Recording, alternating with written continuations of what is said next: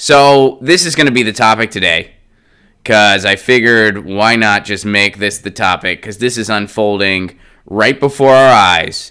We are seeing this right before our eyes, and that is, of course, Venezuela crisis. What happens now after two men claim to be president? This is from The Guardian. Venezuela's political crisis was turned on its head Wednesday as a succession of world powers declared they were recognizing the opposition leader Juan Guaido as the South American country's rightful interim president. The citizens of Venezuela have suffered far too long at the hands of the illegitimate Maduro regime. This is Donald Trump. He tweeted it. Donald Trump supported a coup via tweet. That's where we're at. We are about 5 years away from a president who will just recognize it via Snapchat. They'll post a picture of themselves with like a cat face, and they'll be like, I recognize this leader, and then the leader will just pop up as a graphic. It'll just be the name of who they prefer, and they'll be like, that's my official stance. That's where we're going to. Regime change interference via tweet. USA. All right, so back to this article. Soon after, Canada, Brazil, Colombia, Chile, Peru, Ecuador, Argentina, Paraguay, and Costa Rica said they would follow suit, although Mexico's left-leaning government said there would be no change of policy for now, and Bolivia's president, Evo Morales, attacked what he called an imperialist assault on South America's right to democracy and self-determination. Brazil will politically and economically support the transition process so that democracy and social peace return to Venezuela, tweeted Brazil's far-right president, Jair Bolsonaro. A senior U.S. administration official said the move meant Maduro and his cronies now need to understand they had no future and no choice but to accept a peaceful transition and an exit solution. You know, here is what they mean by Maduro and his cronies. Based on accounts from people who were there, and I wasn't there, but this is based on the accounts of reporters who went over there. I looked at Mike Preisner's Twitter this morning, for instance. He works with Abby Martin. Maduro was elected, and he had a movement of lefties and activists and poor people, etc., amidst him. And it was a democratic process. And for whatever reason, we've decided we can just interfere with something like that whenever we feel like it, apparently. A president can just tweet and just be like, yeah, no, I don't recognize that. I don't recognize your right to democracy. I don't recognize that's the way I see this. And we're going to talk about it. Maybe some of you see it differently. And, you know, when you see people going, well, I don't like Maduro because like blah, blah, blah, blah, blah. Like, it's like, well, how does that even matter in this case? It's a democratically elected person, elected for a job.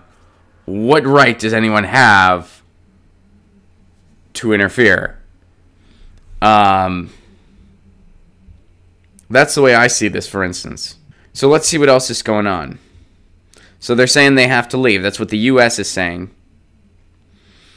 Eric Farnsworth, a former U.S. diplomat and vice president of the Council of the Americans, said Guaido's move and Trump's swift recognition, which came on a day of rare mass protests in Venezuela, was a clear inflection point that could prove the tipping point for Maduro's embattled regime. I don't think we can automatically assume he is on the way out, but I do think today is the most serious threat he has faced. Yet it was also a moment fraught with danger, both for the regime and the country. Maduro can't acquiesce to the shift. He is going to have to react in some way. Maduro wasted no time in launching his counterattack. From the presidential palace's People's Balcony, he announced he was breaking diplomatic relations with the U.S. and gave U.S. diplomatic personnel 72 hours to leave the country. I saw that in the news yesterday. Maduro claimed an attempted coup backed by the Gringo Empire was underway and urged supporters and, crucially, the armed forces to resist it at all costs. So this could turn violent, I think is the short summary there. We are defending the right to the very existence of our Bolivarian Republic, Maduro said, accusing his foes of trying to steal Venezuela's oil, gas, and gold. They intend to govern Venezuela from Washington. Do you want a puppet government controlled by Washington? Beyond breaking ties with the U.S., many now expect Maduro to order the arrest of Guaido or other opposition leaders. Farnsworth said Maduro might also turn sharpshooters on crowds and try to scare everybody back home. If that happened, the U.S. and the international community would be forced to react. Increased economic sanctions could exacerbate an already severe humanitarian emergency that the UN says has created the biggest migration crisis in recent Latin American history. A military intervention that would potentially lead to massive destruction and great loss of lives and could drag the U.S. into a messy and protracted occupation and reconstruction process was also undesirable. Yeah, no kidding. Smiled said, look at Somalia, look at Afghanistan, look at Iraq. All those cases were supposed to be short military actions, and actually what they do is end up generating enormous costs in terms of loss of life and infrastructure. The U.S. official said Trump hoped Maduro and those around him would understand they now had no immediate future and had to seek a peaceful exit route that would see democracy restored to Venezuela. That's doublespeak. Let's remain optimistic and hope Maduro and his cronies... They keep referring to this movement of people who democratically elect a guy as cronies.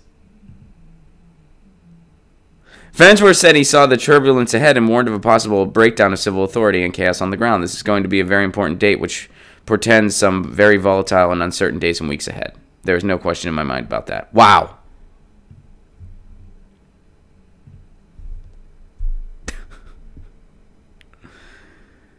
A movement of people. They're considered cronies by the U.S.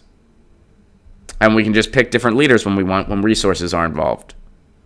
And now this could lead to military intervention from the U.S. This could be yet another war that we could end up staying in indefinitely. This could be Iraq, Afghanistan, Somalia, all over again. When we do airstrikes in Somalia that kill civilians, it doesn't even go reported. You don't even hear about it. And, I have not seen the cable news as of, this breaking, like as of yesterday, basically. I've not seen anything on cable news. So I don't know how it's being reported. If I had to take a guess, I bet they would just sort of focus on the fact that Trump tweeted about it. Oh, he supported a coup via tweet. How ridiculous. Which it is ridiculous. It is absolutely ridiculous. But I have a feeling they might just focus on that instead of what actually is going on and how this could turn into another potentially endless invasion. So let's see what you guys are saying. What's your take on what's going on in Venezuela? Frederick says, we'll arm the opposition forces again, then we'll use the opposition forces that we created as an excuse to invade on our own, quote, spreading democracy like we did in the Middle East. The U.S. is a rogue state, crippling economic sanctions now. Marcia points out, cronies and regime, all those words are used specifically for propaganda uses. It's a little bit more obvious than usual to the ignorati that we are once again defending the hemisphere from any threat from popular democracy. Well said, Hobo Roadie. Students for Our Revolution says, nothing new from the U.S. Not surprising, but still alarming. Slow News Day says Abby Martin has covered this exceptionally well. I'm sure she has. I got to look briefly at what Mike Preisner was saying. Ron, my best friend was born and raised in Venezuela. I have a Venezuelan friend as well. She lived there until 2017 and moved to Chile to work as a doctor. It's very possible for people from different countries to get along. Yeah, of course. I agree with that 110%. I think what's going on here is leaders acting in a very corrupt fashion, i.e. Trump and other world leaders imposing on another country's rights to have a democratic process.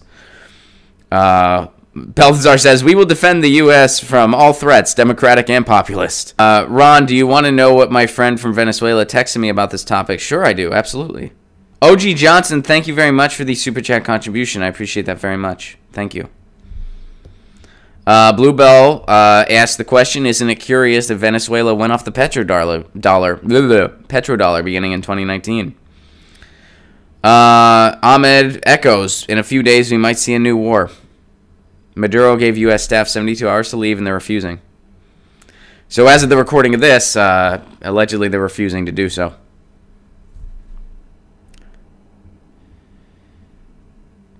Oh, and CS gives a shout-out to Ignorati, which I want to give a shout-out to that, too.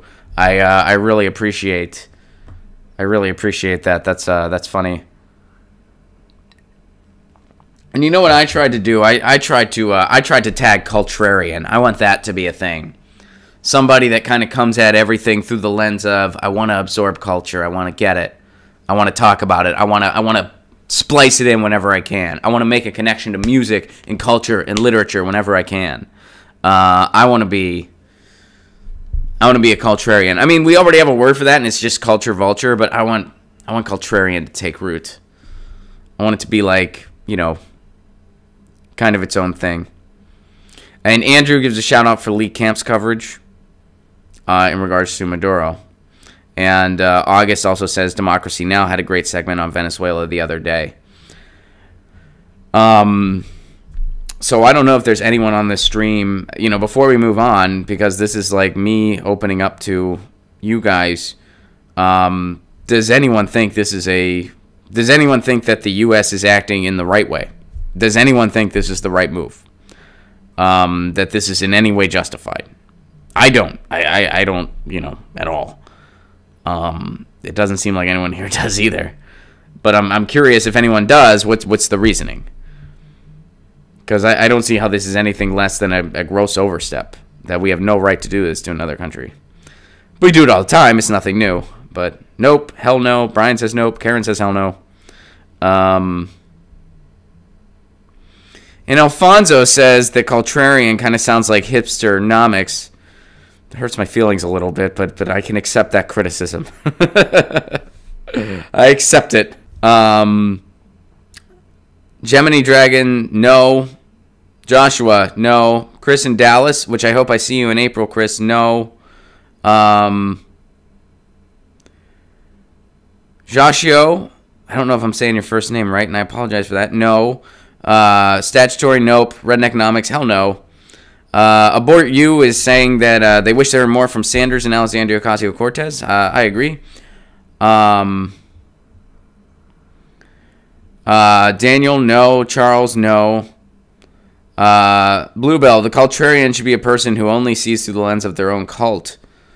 Oh, man. All right. You guys really don't like my my word idea. Steve says, nobody here but us hippies.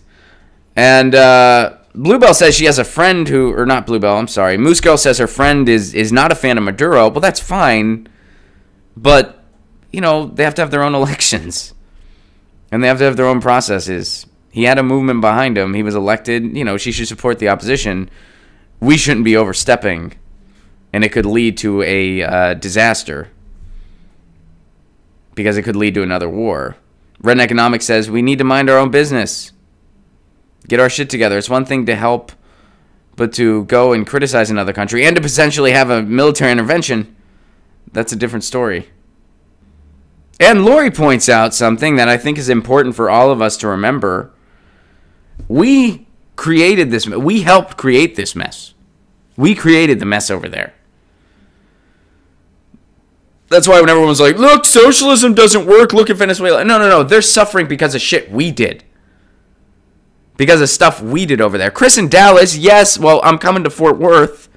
I'm coming to Fort Worth in April. Tickets are available now at ronplacone.com. I'm going to be in Fort Worth. Absolutely. And OG, yes, of course. When we book the Northwest states, I will be announcing the hell out of them on this show. But yeah, Chris in Dallas, I'm coming to Fort Worth in April. Daniel says we need to fix ourselves before we take and destroy more and more. Karen says exactly. And Redneck saying, yeah, let's help with humanitarian aid, not help with bombs and overthrowing governments. Amen to that. Imagine the type of country we would be if we did that. Imagine if our interventions around the world was humanitarian aid, not bombs and overthrowing governments.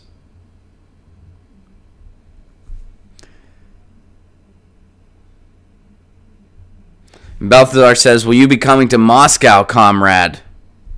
Where do you think I am right now?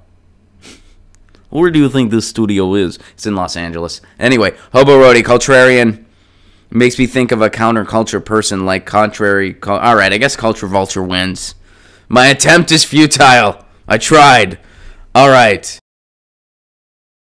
Get your news on with Ron. Don't you want to know what's going on? We're getting our news on today. Get your news on with Ron. Don't you want to know what's going on? We're getting our news on today. Yeah. You can tweet me an article at Ron it together and make it our own. Get your